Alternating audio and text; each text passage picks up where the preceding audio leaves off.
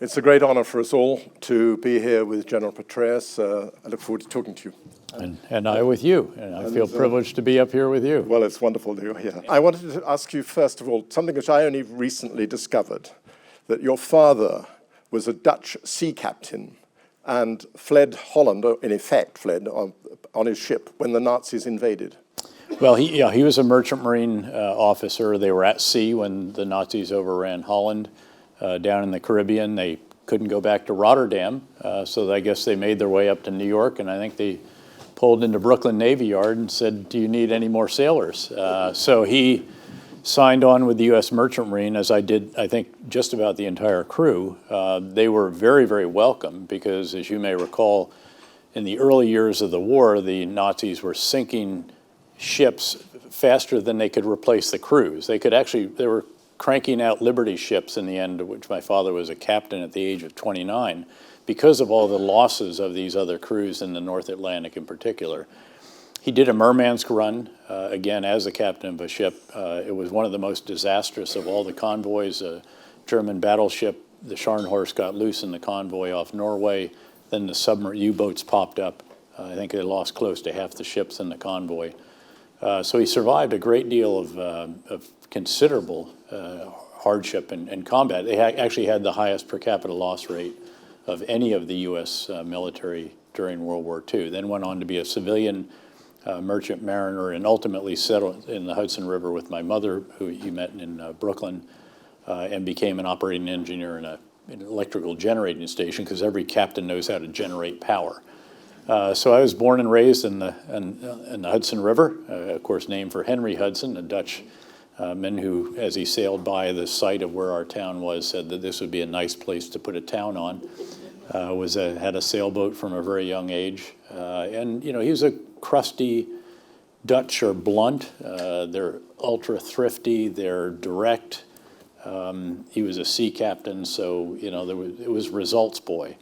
And some of that I think I took away from that.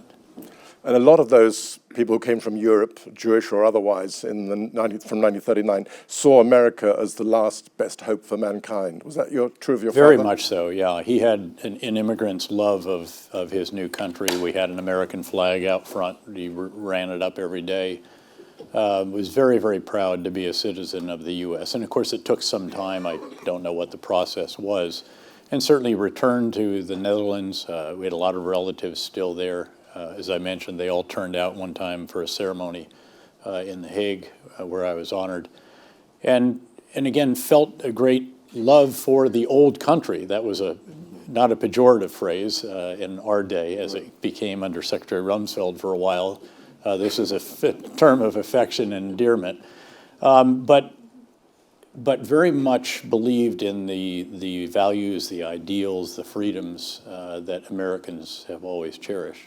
And you inherited those beliefs, did you? Very much so, sure. Yeah, and I still do today, obviously. And I think a lot of people in this room would probably feel the same, certainly I do. But do you think that America is still the beacon that it was in the 1940s, 50s, 60s? Or do you think that, a lot of people would say, well, it's tarnished now, and we still can't count on America in the same way that we did? Well, it's interesting because I do a fair amount of travel around the world in my position with KKR and for a variety of other activities. And I often get the question, can we still count on America to do the right thing? And thankfully, the very first time that was sprung on me, a surprise question by a journalist in Singapore in a big, huge gathering, into my mind popped one of those great quotes from Winston Churchill, who, as you may recall, said you can always count on the Americans to do the right thing after all the other things. And I very much subscribe to that particular sentiment.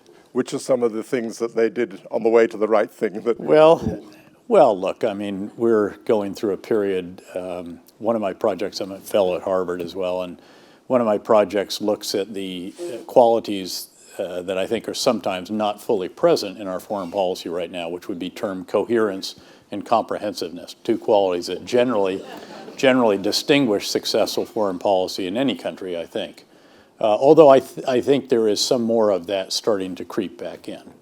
We spent the first 2 years of this particular administration withdrawing from certain agreements, the Trans-Pacific Partnership most significantly, questioning others, NATO, various other multilateral organizations.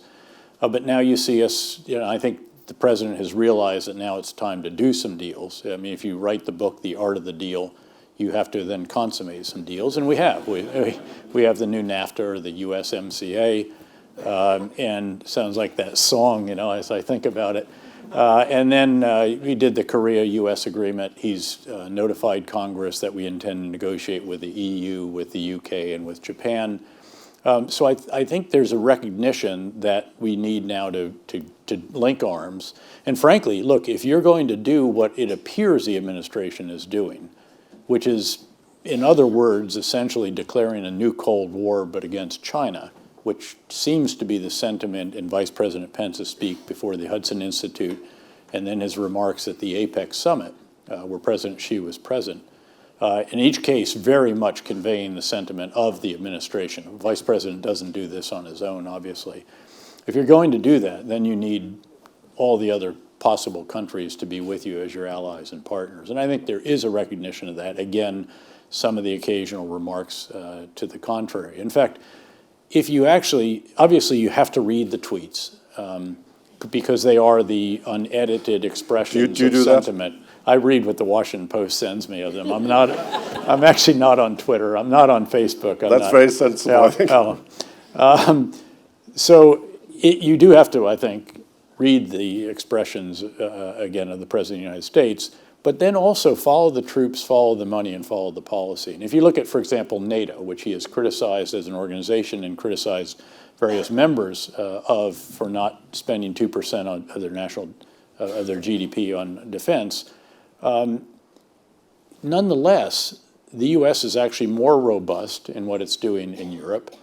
He has not just not reversed what the previous administration had done, he's largely increased it. In some cases taken it further. U.S. and U.K. troops in the Baltic states. There are U.S. aircraft fighters in eastern Poland. There's an armor brigade often out in Poland. We'd taken all the armored forces out of Europe actually during the previous administration. And to be fair, they were the ones that initiated bringing it back. 2 new NATO headquarters that are actually designed to push troops all the way out now to the eastern part of the alliance rather than at the inner German border, since obviously that no longer exists. And again, if you look at Iraq, if you look at Syria, if you look at Afghanistan, in each case, there's been a modest increase in the forces and also the capabilities. So it's not just the people, it's also the enablers, especially drones and air assets. And these actually reduce some of the restrictions that I think correctly have been reduced, that were governing the use of our air power limited, and also push down the decision-making, which I think inevitably in any administration over 8 years tends to creep closer to the top. So again, I think you do have to look past just what seems to be capturing the sentiment at what is actually going on. And I think in many cases, not all by any means, and especially not when you look at trade, climate, or immigration, or perhaps, maybe even more importantly, just the inclination and the willingness to continue to lead the rules-based international order, which I, again, strongly believe in, and I know you do, and I know that this country has long been a pillar of that as well. Well, do you what you seem to be describing is a president who, below the tweets and the rather bizarre behavior sometimes, is actually doing more in a military sense and in a strategic sense than perhaps his predecessor. Certainly more in the military sense. I mean, you just look at the numbers on that. If you spend $720 billion on defense, that is a very, very considerable sum of money. And that's a good bit more. And of course, he was able to do that without the shackles of this budget agreement that we had had before, so-called sequestration, where if you don't actually get the budget down to a certain level, there are automatic cuts. So, he fancied himself the king of debt in his business days, and it appears that he still has that crown intact. So in that sense alone, and we're concerned, obviously, about the rise of China's military capabilities. They spend at most probably $200 billion, rising very rapidly, capabilities increasing very substantially. And again, without question, the biggest strategic competitor, the most important relationship in the world is that between the U.S. and China. But keep in mind that unlike the Cold War era between the U.S.-led West and the Soviet Union, Soviet-led Warsaw Pact, if you will, we are actually our number one trading partners between U.S. and China. That was certainly not the case with the Soviet Union. Sold them some wheat when we had to get it off our hands in the Midwest. But so this is a very, very complicated situation, which I know we'll probably talk a bit more about as we go through. Well, shall we carry on with talking about that now? Because it is extraordinary, isn't it, that China is the greatest commercial partner, as you say, and yet possibly the greatest military threat. And a lot of people are very worried in Central Europe, in particular, about the Belt and Road policy of China. Would you like to Sure. say what? You know, I would take it even beyond the geostrategic competition. Some of you will recall an article that was written in 1989 in the U.S. Called "The End of History." Francis Fukuyama, it was published in a little tiny national interest, which at that time had 10,000 subscribers. I was one of them. I was in an academic phase at that time. And this became the rage. It was a classic very quickly, and it predated the collapse of the Soviet Union and predicted it and so forth. So it seemed incredibly prescient. It was wonderfully academic, and it basically defined history as the competition of ideas, concepts, if you will, dialectic between competing systems of political and economic thought. So obviously it was the Western democratic governance and free market free market capitalism against the Communist Party system of the Soviet Union and a command economy, which of course collapsed of its own weight. And for 25 years at least, the U.S. and the U.S.-led West stood astride the globe. It was the unipolar moment. And somewhere, 10, 15 years ago, that started to erode. And now you have a real strategic competitor in the form of China. By the way, again, keep in mind we're trading partners. So my fervent hope is we can have a constructive, mutually beneficial relationship as a result of truly deep strategic dialogue and discussion, where China comes to understand that certain of its practices really are being seriously rejected, not just by the U.S., and by the way, not just by one president or one party. This is a mainstream view when it comes to the theft of intellectual property, the forced transfer of intellectual property, non-tariff trade barriers, developing nation status still within the WTO, South China Sea, unwillingness to do everything that we'd like to see done to North Korea, which for a while, a year or so ago, was seen as the greatest threat in the world. But you also have a competition now between systems. And so again, the other project up at Harvard is actually titled The Return of History. And it looks at this evolving competition. And by the way, the communist meritocratic one-party system and a fiercely hyper-competitive form of capitalism, but with state-owned enterprises and a government shaping that economic space, has done something that no other country in the world has ever done. It had a 2-decade, year-on-year spurt of growth of over 10% each and every one of those years, I think with one exception. Now, yes, it's now down a bit below 7 and slowing down as the denominator gets much larger. But again, this country has done something no other country in history has ever done. Their growth is just completely unprecedented and unparalleled. At the same time, I saw an article, I think it was in the Wall Street Journal this morning, which was remarking on the 5 the largest economies of Europe. One is seized with Brexit. Another has yellow vests on their streets. That was the hopeful one, by the way, because that was the reformer. But we forgot that 35% of that electorate voted for Marine Le Pen. The Chancellor of Germany narrowly retained her job, did have to give up party leadership. And that's a country that's doing spectacularly well with a large fiscal surplus, as it should be at a time like this. And you have Italy, which has this curious right and left-wing government that only agrees on one issue, no more immigrants. And then Spain, that's sort of a fragile, I think it's actually a minority government at this point in time, a fragile political situation. And then, of course, you have the leader of this particular system, the U.S., which obviously has a degree of hyper-partisanship in Washington, or has had when one party controlled the executive and the legislative branches. It may actually be better with divided government because they may actually have to compromise, which is a dirty word in Washington for some period of time. So at this time that you have this very rapidly rising power, by the way, I was in China all last week. Anybody who goes there, I strongly commend to go to the National Museum, which is a China-scale, industrial-strength size museum that has been completely redone in breathtaking technology to show what's happened in the 40 years since Deng opened China to the world. And it is spectacular.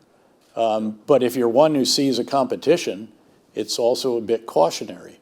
And, you know, we have got to get our act together. The U.S. famously has been through really tough partisan times. My goodness, we had a 4-year civil war, of course, at one of the height of these.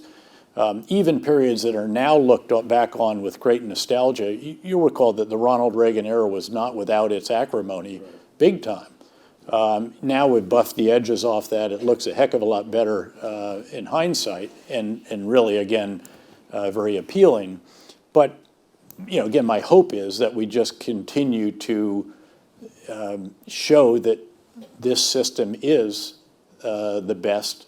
Again, another Churchillism. What did he say about democracy? It's the worst of all systems except for all the others, or the worst form of government the except least for bad all the form others. of government, Yeah. Exactly. So again, that touch wood because we need to do that periodically. We do. Well, you covered a lot of ground there, I must say. I've completely screwed up your question. Yeah, you have. I deeply apologize. That's quite all right. Yeah. That's quite But by the way, I must say that performing before Andrew Lloyd Webber is just a little bit intimidating. I am keenly aware that Baron Lloyd Webber was the only person I've ever heard of with whom Jim Mattis sought a selfie. Oh, really? That is the ultimate. Well, so if you see me nip down here and do that before we race out the back. I think you definitely have to do that, I'm sure. But going back to China, you said we have to hope that they improve their behavior and moderate some of their behavior. They are now a very frightening power in the South China Sea, with Vietnam, with the Philippines, and so on. Well, there are maritime disputes with virtually every country with which they share a maritime border. Indeed. And unfortunately, the promise to not militarize those islands that have been constructed out of rocks that were below the sea level at high tide, which therefore under the UN Convention gives you no rights at all, even if you had sovereignty to them, which was not that clear. So yeah, this is very concerning. And again, my hope would be that there will be a recognition that this is not the direction down which you should go. You shouldn't seek conflict with what is still the reigning superpower in the world. Let's work together. Let's resolve these difficulties. You know, let's face it, there were assumptions made back in the Clinton era as they gave an arm up in the Bush administration, which ultimately welcomed them into the WTO. The Obama administration, where there started to be some concerns, but where there was reassurance that certain practices and so forth would stop. There were assumptions that as China got more wealthy, as it brought its people out of poverty, which it's done, again, in spectacular fashion, just unbelievable, really. I mean, their middle class now is larger than the entire U.S. population, again, to give you a sense of what they have achieved. But there was an assumption that when all that happened, inevitably, they would become more open, more transparent, more, well, like us, of course, seeing that as the highest form of civilizational achievement. And that has not proven to be the case. Now, by the way, again, if they look at us right now, perhaps there are some cautionary moments or lessons for them as well. But somewhere in here. Well, again, look at what is going on in the streets of some of the democracies of the world. Now, don't get me wrong. I cherish the fact that democracy is what swept a corrupt leader out of Malaysia. Continues to do well in a number of other countries. But in the Middle East, we were talking backstage about what has happened there. I hearken back to the quote from Professor Bernard Lewis, who was at Princeton when I was in grad school, who used to say that democracy is strong medicine in the Middle East. It should be taken small doses at a time. So again, we have to be really careful not to think that what we have is necessarily transferable to others. In fact, we probably have to look at what we have and ask how we could make a few improvements. We're sticking with the Middle East for a moment. We're darting around, I apologize for, but Bernard Lewis also, I think, said that so long as half of the population, women, remain unenfranchised, the Arab world is going to be stuck in a terrible rut. Well, of course, this is, there have been a number of good initiatives associated, led by the Crown Prince Mohammed bin Salman in Saudi Arabia, along as with some other events, obviously, some of which are truly horrific. But allowing women to drive is a step forward. The moderation of the practice of Islam in the kingdom, the keeper of the two holy mosques, is a positive step. The desire and the vision and plan to diversify the economy, which is both essential, because otherwise you run out of money, but also, again, extraordinary initiative. These are all positive developments there, alongside, obviously, some others that have been negative. Well, I mean, one of the negative ones at the moment is obviously the death of the murder of Mr. Khashoggi, Yep. which the CIA appears to be convinced that the Crown Prince had a direct hand in. Well, and as you look at this, without knowing I haven't gone to the director of the CIA and asked her what she said. I mean, actually, this stuff has been coming out pretty regularly, it appears anyway. It is very important, as you look at the United States, to recall in the aftermath of something like this, that American foreign policy does not just come out of the White House and the State Department. It also comes out of the Congress. And that's not just unique to this administration. The previous administration, we saw sanctions on Iran that the president didn't want because he was trying to negotiate a nuclear agreement. It turned out that those sanctions, which were forced, and the president had to sign them because they had such a margin that they would have overridden his veto, that it actually helped them negotiate the Iran nuclear agreement in the end, I think. In this administration, sanctions on Russia have been passed by the Congress. The president had to sign them or they have overridden his veto there. And in the case of Saudi Arabia, what is very striking is that one of the president's most important allies, Senator Lindsey Graham, quite an important figure in both the Armed Services and Foreign Relations Committees, has been very, very critical of the actions of the Saudis and pinned it on the Crown Prince, and been quite forceful rhetoric in this case. So, I mean, there could be a consequence from this that is the end of arms sales for a while. It could be some form of censure, or even a form of sanctions, probably unlikely, but you have to see. And it could be cutting off the funding that allows us to do whatever support, which we appear to have stopped now anyway, for the war in Yemen. But the challenge is, of course, that we do, as the president highlights, have very, very important national interests with the kingdom. And of course, it's this that the Defense Secretary and Secretary of State have also emphasized. And it just reminds us that foreign policy inevitably is a result of sort of a tug of war between values on the one hand and national interests on the other. And that's what's going on right now. And different elements of our government are pulling on one side or the other. And inevitably, the result will be something that does reflect both sides of this particular argument. Can you expand a little on what you just said, that the United States has hugely important strategic interests in Saudi? What are they? Well, first of all, I think it's accurate to describe Saudi Arabia as either the keystone or the cornerstone of the foundation, whatever metaphor you want to choose, not just for the Gulf states, but really for a broader area of the Middle East. They have literally kept the lights on in Cairo at various times. They have provided enormous assistance to Amman, Jordan, to Lebanon, to a variety to Bahrain, to other countries in that region.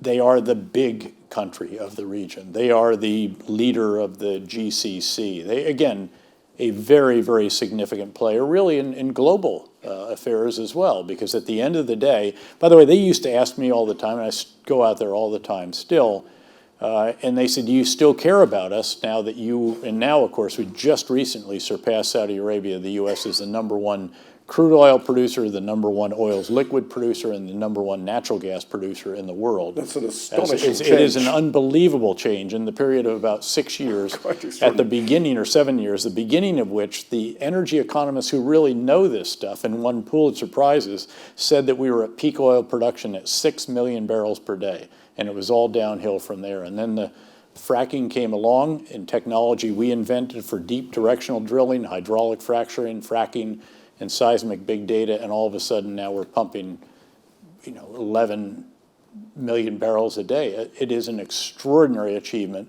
It really, by the way, is a tribute to the United States, because there are a number of other countries in the world that have substantial deposits of crude oil and natural gas in their shale rock. Only in the U.S. is a huge amount of that being produced. And it's a result of the fact that we did invent that technology, that we have agile, small and medium enterprises that can actually build this out. We have financial firms that, again, can move swiftly and invest in those as they need it. We have a legal structure, which is very important, that allows you to sell or rent mineral rights underneath your land. Australia doesn't have that, for example, and on and on. Reasonable regulatory structure, reasonable pipeline, and so forth to push it around. We're doing more. And again, it's an extraordinary tribute to the United States that I think those of us who are citizens really cherish in many ways, regardless of your views about hydrocarbons and the effect on the climate. But what does that have? What does your energy independence? What effect does that have on Saudi? Well, so when they've asked me this, I say, look, yes, it is still a vital national interest of the United States to have the free flow of energy resources through the Gulf, and then either east to the major markets of Asia, China, India in particular, Japan, or to the West and various European customers. It still powers the global economy, and it will for decades to come, without question. I don't know when that moment arrives where the growth of demand starts to slow. It may be slowing a tiny bit already. I mean, it's one of the reasons that very recently it's come down a bit, but it's also greater U.S. production.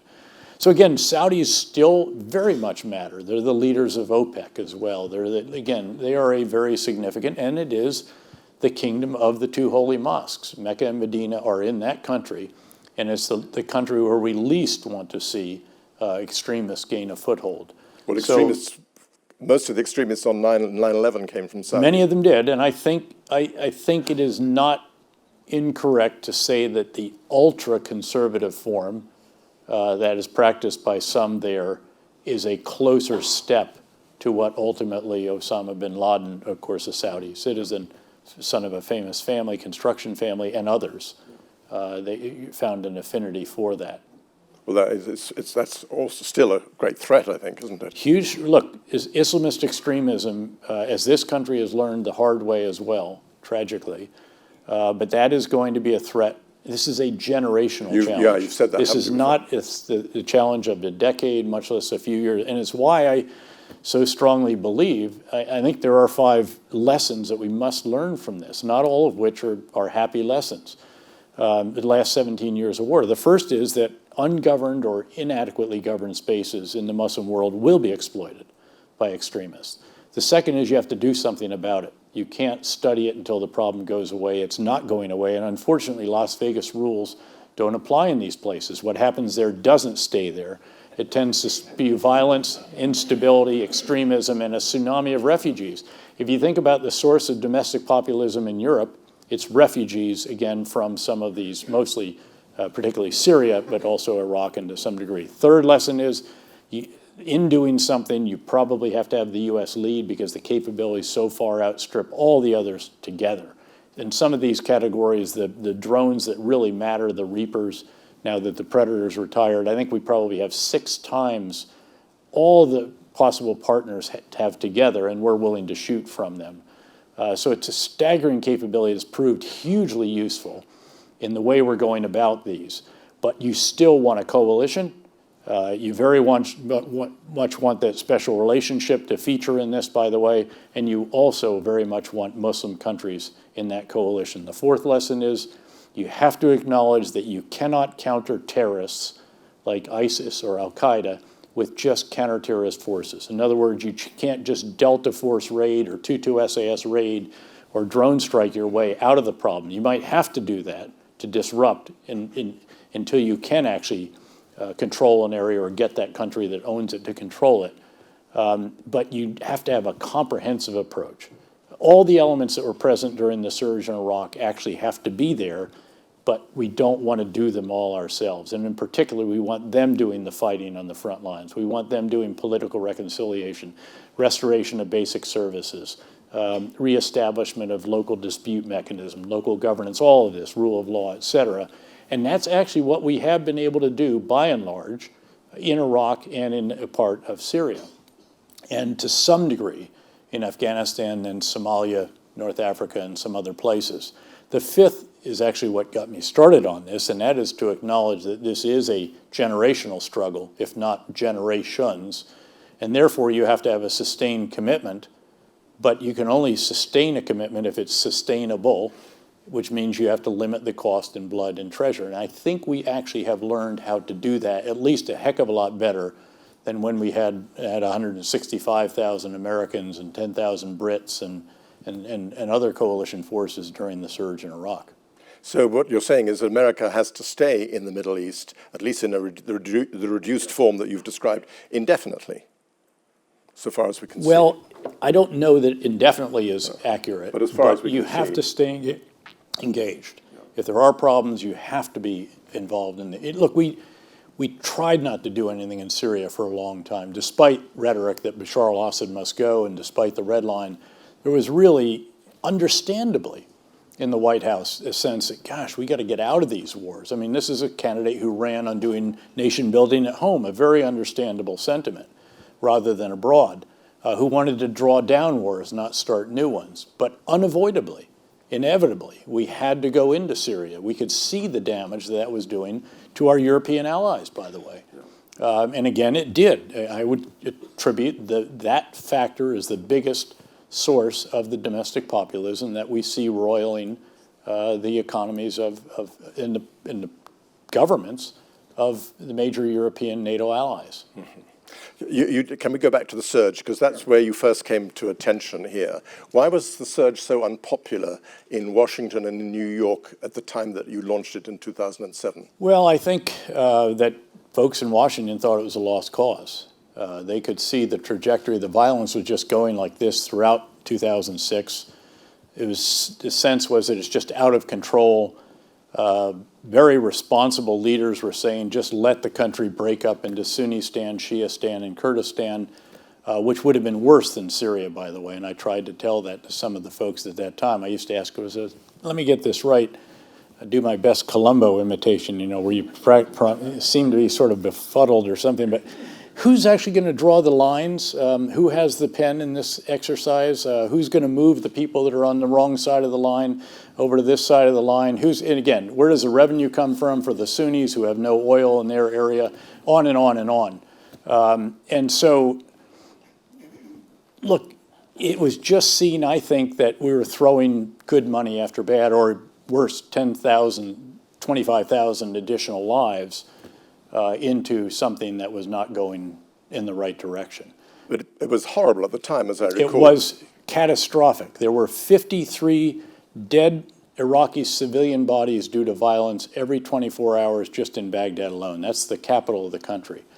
The numbers of car bombs, I remember in a single day, even after the surge began, I predicted, I said to Congress, this will get worse before it gets better, because we have to reverse everything that we've been doing. And this is why I say the surge of ideas was much more important than the surge of forces. Without the additional forces, we couldn't have accelerated the campaign the way we did, which would have meant we would have lost Congress. Because you may forget, but Congress was one vote away, the Senate was one vote away from the 60 votes they needed to get cloture, as it's called, to have a vote on an amendment that could cut funding or reduce or do something to curtail what we were doing in Iraq, in which case it would have been over. So we were pulling out of the cities, out of the neighborhoods, consolidating on big bases. We were handing off to the Iraqis, who could no longer accept the tasks. We weren't doing whole-scale reconciliation, and we were releasing detainees. And every one of those major concepts we reversed. I said we must secure the people. We can only do that by living with the people. We must promote reconciliation. We can't kill or capture our way out of an industrial strength insurgency. And so my battalion, brigade, and division commanders came and said, wait, let me get this straight, boss. You want us to sit down at the table with people who have our blood in their hands? I said, yep, that's how these things end. Now, the irreconcilables, we are going to kill or capture at an even greater rate, and we completely increased the tempo with 2-2 SAS, by the way, doing an extraordinary job alongside Delta and SEALs and the Rangers. And then on the release of detainees, which was a huge demand by the Prime Minister, I said, Prime Minister, we can't do this. We're running a terrorist training camp in these places. By the way, this is 27,000 detainees. This is not trivial. It was a revolving door. They'd come in as somebody was in the wrong place at the wrong time, caught up with insurgents, and they'd come out more extreme because extremists were basically running these huge enclosures in which we had as many as 800 people. So we had to do counterinsurgency inside the wire, go in and get the seriously bad guys, pull them out, and then have rehabilitation programs and a legal review process that Mark Martin's a great colonel, now brigadier general, the finest military lawyer, I think, of his generation. And then reconciliation again. We have to do this. We must promote this. We'd done it earlier. We'd done it when I was a 2-star. I saw it done when I was there as a 3-star. It just never survived because those in Baghdad never wholeheartedly supported it. Well, I was Baghdad now, at least for parts of the country that were completely beyond the remit of the Iraqi government. And so we did that. It succeeded. I took the Prime Minister out. He bought off on it for the Sunni areas. Then we gradually got it into mixed areas. So again, this was a complete reversal of what we'd been doing. We had to do that. And then it did, in fact, as I did believe it would. I just didn't know the exact timing.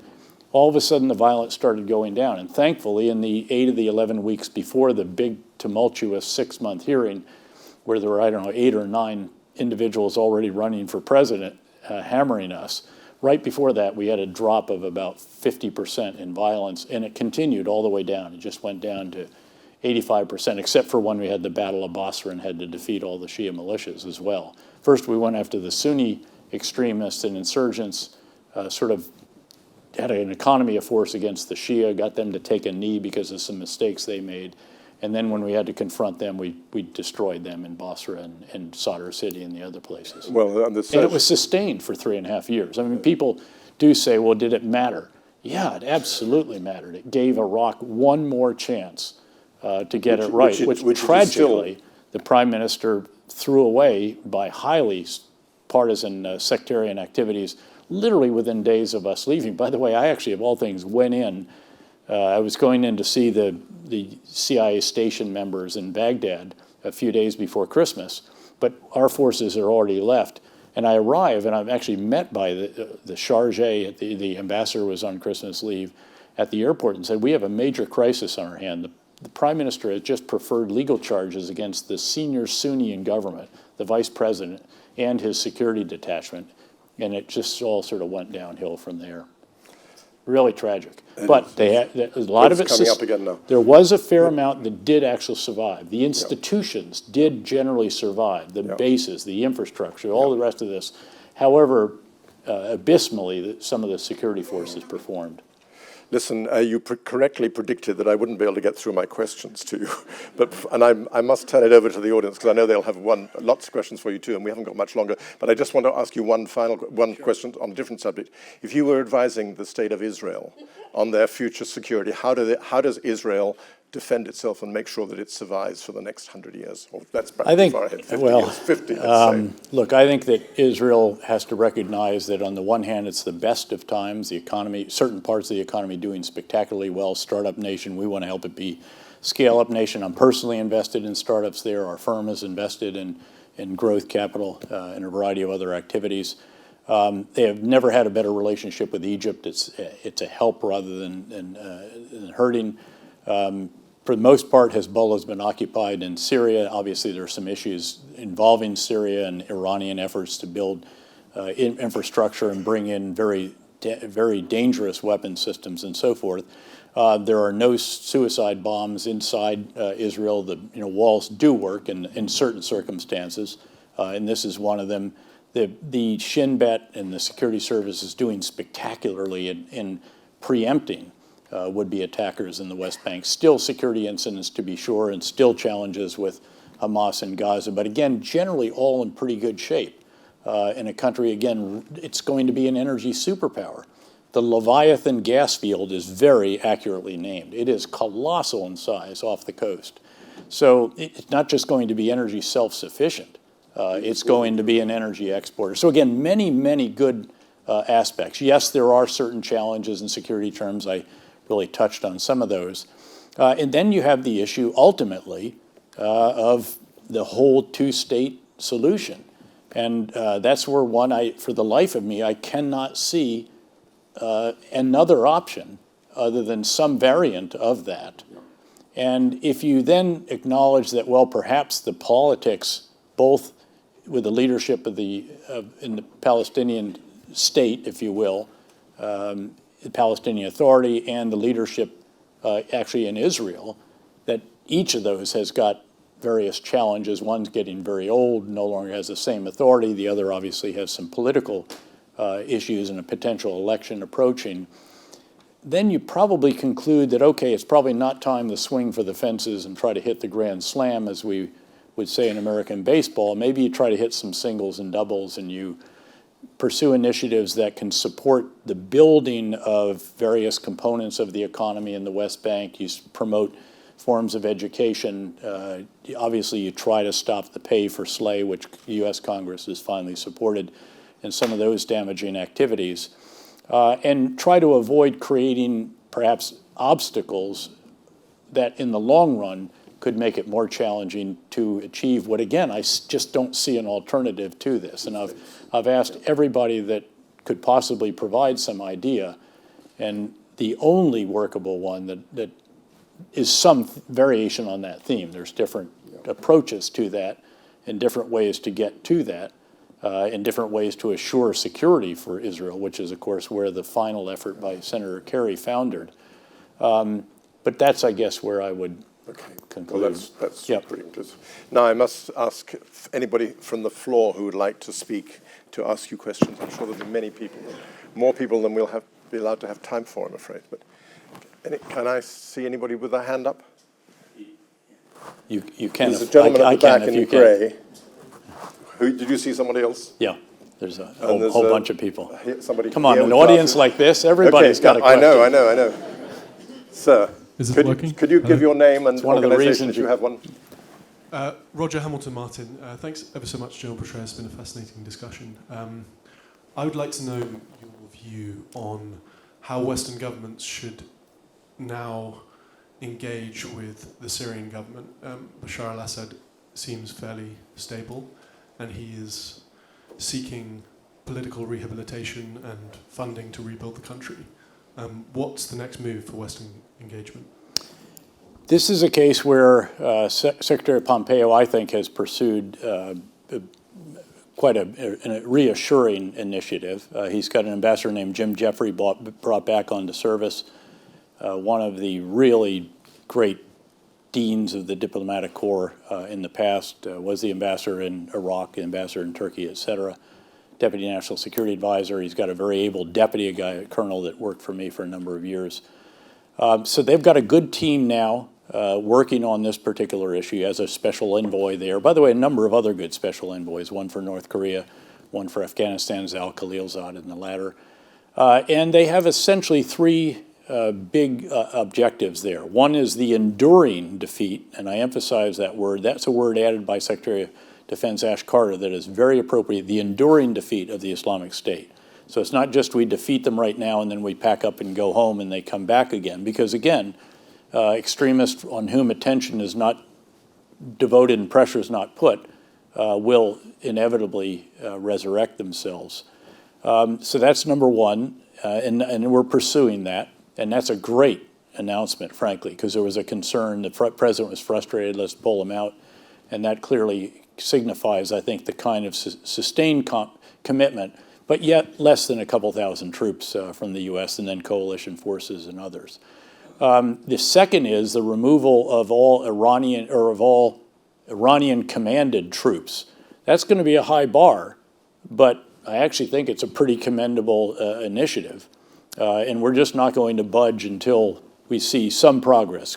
Could this be a negotiating move? Perhaps, although again, I think that's a pretty commendable desire. And then the final one, which is going to be especially tough, given that, as you correctly note, Bashar al-Assad, responsible for the deaths of over 500,000 of his own people and the displacement of half of his population, half of that outside the country.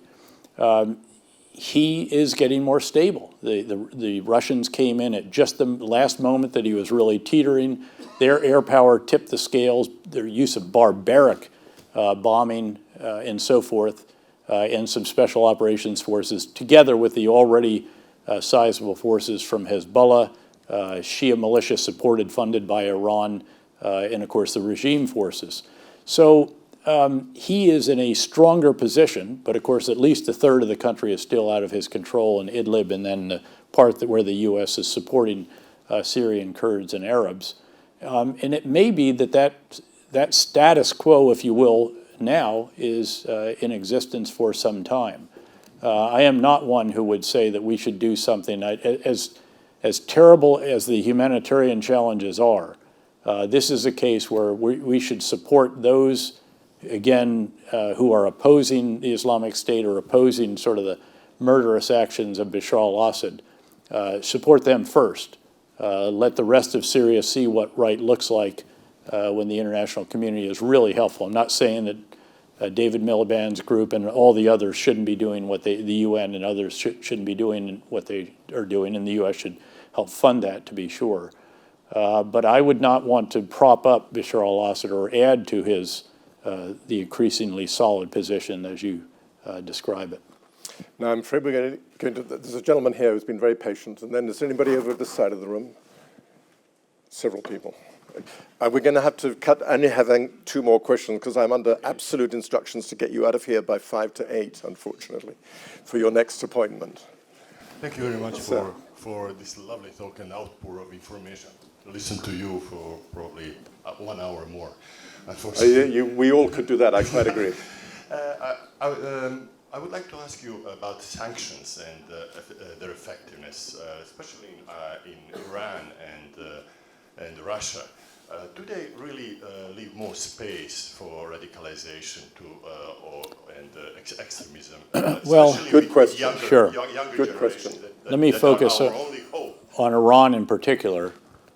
And the challenge here is that it's not crystal clear what the objectives are ultimately with respect to Iran. There has been a set of 12 essentially demands laid out by the Secretary of State that really are approaching sort of unconditional surrender and probably therefore not achievable. But Iran, the regime, is under a lot more pressure. It was under more pressure even before the sanctions were reimposed than people recognize. I think there were spontaneous demonstrations of considerable size all across the country. And these weren't coordinated in the way that the Green Movement demonstrations on the streets of Tehran were. Now, I'm keenly aware of the ability of Iran with the regime forces that they have, the Revolutionary Guards Corps, Quds Force, and the Basij militia, which is probably more than 1 million pipe swingers that can clear the streets. But, you know, in the back of the Iranian leaders' minds has to be a question: when do they refuse to swing the pipes or shoot fellow citizens? When does that Tahrir Square moment arrive where the army refuses to, again, shoot the masses? And therefore the real pressure begins. So I think there's actually a lot more pressure already on Iran because the people have realized that their hopes and aspirations for their well-being and economic development and so forth were already not fully realized before the sanctions were reimposed, and now it's going to be much, much more difficult. I think these sanctions will be imposed more effectively or more firmly, if you will, by this administration, with the exception of not doing something that could cause the oil markets to spike.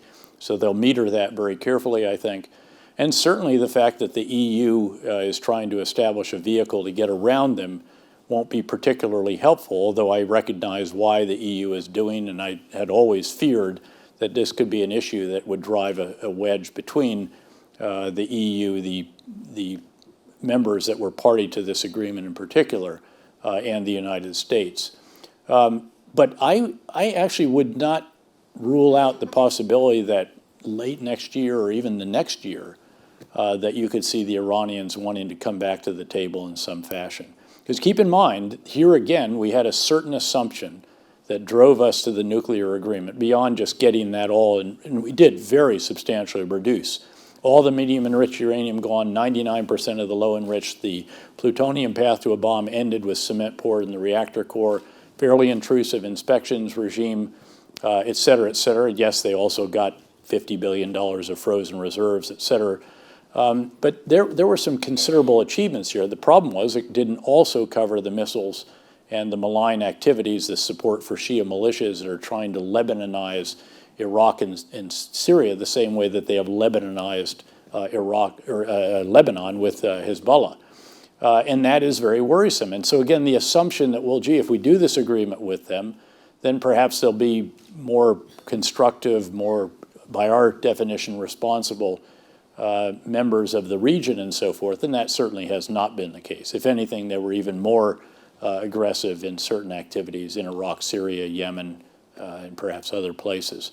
So that's the challenge that I think you have with Iran.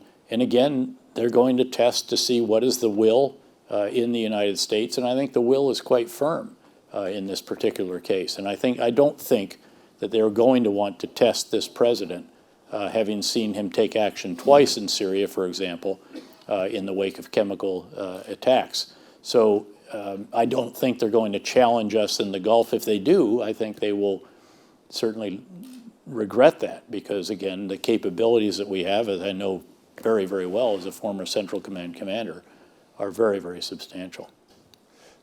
Thank you. Thank you. I'm afraid, and I thank all of you. I really apologize that I'm going to have to drag the general away, and I would like to sit here listening to him. It's very, very kind of you. I'm keying up my selfie here. See if I can get this right. Well, that's a good climax to the evening.